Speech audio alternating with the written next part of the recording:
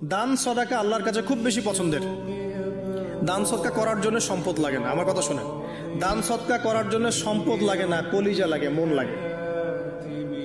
বহু বড় বড় মানুষ আছে দান সদকা করতে পারে না, কোটিপতি, জাকাত দেয় না, আছে না? আর বহু গরিব মানুষ ভ্যান চালায়, কৃষিকাজ করে, দেখবেন 100 টাকা দান করে দিল। মন থাকতে হয়, মন, কলিজা বড় থাকতে হয়।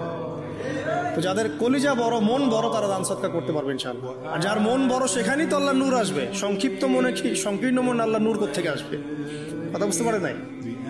তো দান সদকা বাড়ান। আপনি 1 টাকা দান করেন, 5 টাকা দান করেন, হালাল রিজিক থেকে 1 টাকা দান করেন, সেটা আল্লাহর কাছে অনেক বেশি পছন্দের।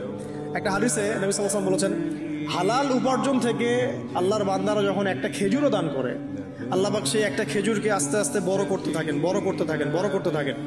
এটা এক পর্যায়ে পাহাড়ের সমান হয়ে যায়। কিয়ামতের মাঠে মানুষ তার দান এবং সাদাকার যে ছায়া, এই ছায়ার নিচে অবস্থান করবে।